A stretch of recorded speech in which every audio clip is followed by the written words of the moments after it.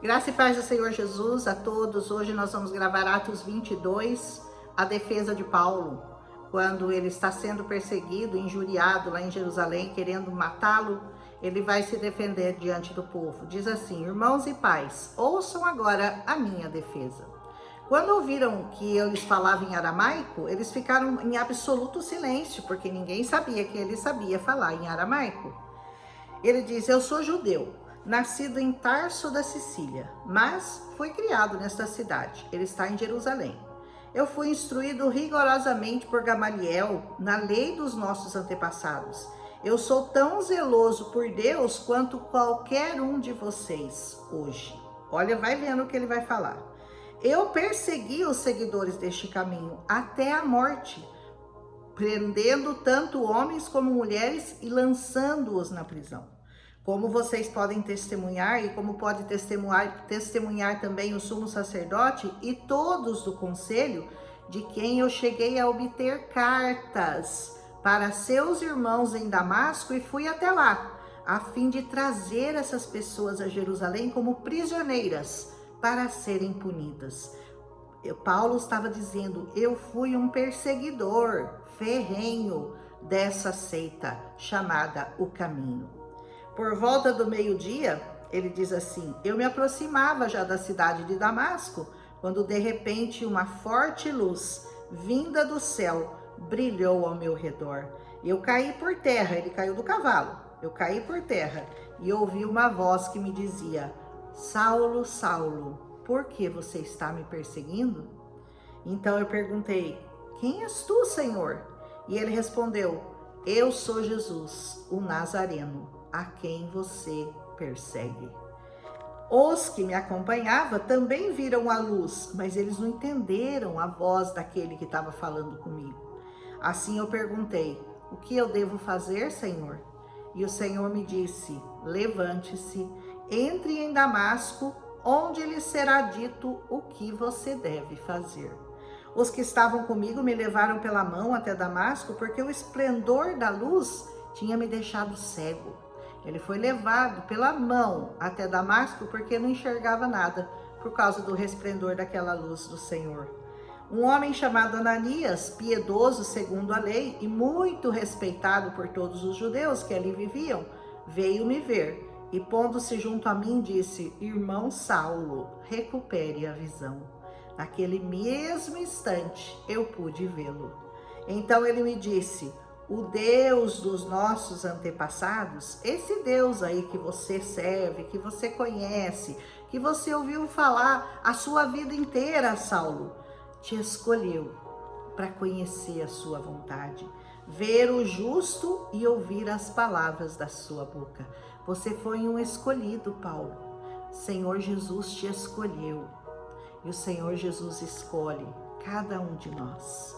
Se o Senhor não te escolher, você não tem nenhuma chance. O Senhor vai te escolher, e Ele vai te escolher a partir do momento que você desejar ser escolhido por Ele. Ele vai chamar muitos Ele vai chamar para a sua obra. Vai escolher poucos, mas vai te chamar com certeza. Ele diz: você será testemunha dele a todos os homens, daquilo que você viu e daquilo que você ouviu. Aleluia! Nós somos hoje essas testemunhas do que nós temos visto e do que nós temos ouvido acerca do Senhor Jesus. Amém? E agora, quem está esperando? Levante-se, seja batizado e lave os seus pecados, invocando o nome dele. O que você está esperando, meu irmão? Levante-se, lave seus pecados, seja batizado em nome de Jesus e vá fazer a obra que Ele te chamou para fazer. Aleluia! Faça como Paulo. Paulo, na mesma hora que ele teve a visão do Senhor, ele passou a obedecê-lo desde aquele instante e nunca mais o desobedeceu. Diante de qualquer circunstância adversa, Paulo nunca mais desobedeceu a palavra do Senhor. Quando eu voltei a Jerusalém, estando eu a orar no templo, eu caí em êxtase e eu vi o Senhor que me dizia: depressa, sai de Jerusalém imediatamente, porque não aceitarão seu testemunho a meu respeito. Foi a primeira vez que ele fugiu de Jerusalém e ele foi pregar aos gentios. Eu respondi: Senhor, esses homens sabem que eu ia de uma sinagoga a outra, a fim de aprender e de açoitar aqueles que crescem em ti. E quando foi derramado o sangue de tua testemunha, o Estevão, eu estava lá, dando a minha aprovação e cuidando das roupas dos que os matavam. Olha que coisa, né? Ele foi testemunha e concordou com a morte de Estevão. Ainda ficou ali tomando conta da roupa daqueles que estavam apedrejando o primeiro mártir da igreja. Então o Senhor me disse: vá, eu o enviarei para longe, aos gentios. O apóstolo Paulo é o apóstolo dos gentios. Amém? A multidão ouvia Paulo, até que ele disse isso. Então todos levantaram a voz e gritaram: tira esse homem da face da terra, ele não merece viver. Porque Paulo havia dito para eles: eu deixei de pregar para vocês, judeus, porque vocês não aceitaram, porque vocês não receberam o Cristo, e eu passei a pregar para os gentios, e essa salvação agora passou para eles. E o judeu, isso é demais para um judeu, né? Entender e aceitar que Paulo pudesse estar dizendo: eu abandonei vocês, eu deixei vocês de lado e fui pregar para os gentios, porque eles merecem a graça, tanto quanto vocês que são judeus. E eles ficaram muito bravos, né? E eles, estando ainda gritando, tiraram suas capas e lançando a poeira para o ar.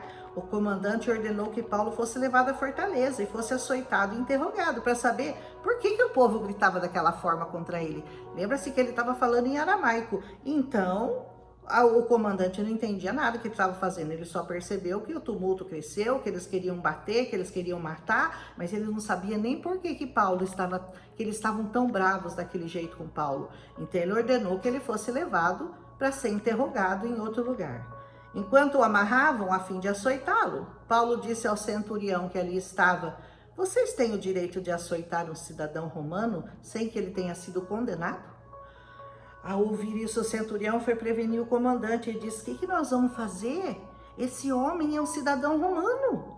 Aí o comandante dirigiu-se a Paulo e perguntou: diga-me, você é mesmo um cidadão romano? Ele respondeu: sim, eu sou. Isso daí pesava muito naquela época, hein?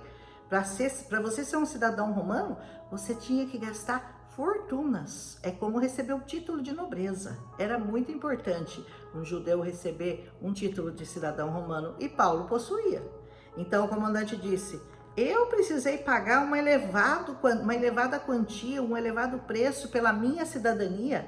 E Paulo respondeu a ele: pois eu a tenho por direito de nascimento. Ou seja, ele já tinha aquilo por direito. O que custou uma fortuna para o homem, Paulo tinha por direito, ele era um cidadão romano. E aí os que iam interrogá-lo retiraram-se imediatamente. O próprio comandante ficou muito alarmado ao saber que ele havia prendido um cidadão romano. Naquele tempo, Roma dominava a cidade de Jerusalém, os judeus e todos. Então você imagina, é como se você pegasse o presidente da república e mandasse jogar ele numa prisão, sendo que ele era uma pessoa muito importante. No dia seguinte, visto que o comandante queria descobrir exatamente por que Paulo estava sendo acusado pelos judeus, porque aquilo para ele tudo era muita novidade, era muito estranho, ele não entendia nada, porque ele não entendia das leis judaicas, ele não entendia de todo aquele entendimento que eles tinham, ele não entendia aramaico, ele estava perdido. A verdade é essa, ele não sabia como que ele ia conseguir entender o que estava acontecendo, e ele queria entender antes de cometer o erro de mandar açoitar um cidadão romano. Libertou-o, o que ele mandou fazer? Libertou e ordenou que se reunissem os chefes dos sacerdotes e todo o sinédrio. E então, trazendo Paulo, apresentou-os a eles. Agora ele vai colocar de frente aqueles principais chefes dos sacerdotes, todo o sinédrio e o apóstolo Paulo, para que ele pudesse entender o que estava acontecendo e do que Paulo estava sendo acusado, e se ele tinha o direito de mandar açoitá-lo, por que motivo aquilo tudo estava acontecendo antes de mandar açoitar um cidadão romano. E Paulo, então, no próximo capítulo nós vamos ver a resposta de Paulo diante de todos aqueles sacerdotes. Mais uma vez nós vemos que Paulo não desiste, que Paulo não deixa de pregar o evangelho, que Paulo realmente, depois que ele foi escolhido, eleito, separado, nada mais podia impedi-lo de seguir pregando esse evangelho. Que nada nesse mundo te impeça de pregar essa santa palavra. Mas só tem um jeito disso acontecer, é se o Senhor te libertar. Se o Senhor não te libertar, porque a palavra diz assim, se o Filho te libertar, verdadeiramente você será livre, e então você conhecerá a verdade, e essa verdade te libertará. Coloca um não nessa frase. Se o Filho não te libertar, o que acontece? Você jamais será livre. Você vai continuar escravo desse mundo, você vai ser escravo de você mesmo, dos seus próprios conceitos, dos seus próprios pensamentos. Você precisa ser liberto por essa palavra, porque essa palavra te liberta de toda mentira, de toda opressão maligna e te leva a um caminho de luz, de verdade, porque Jesus é a verdade. Amém?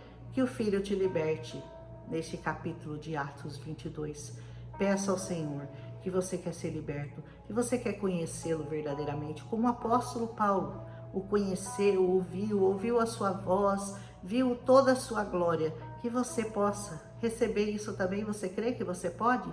E você pode. Todos nós podemos. Todos nós, aqueles que buscamos verdadeiramente conhecer o Senhor e sermos conhecidos do Senhor, nós alcançaremos esse momento de glória na nossa vida. Amém?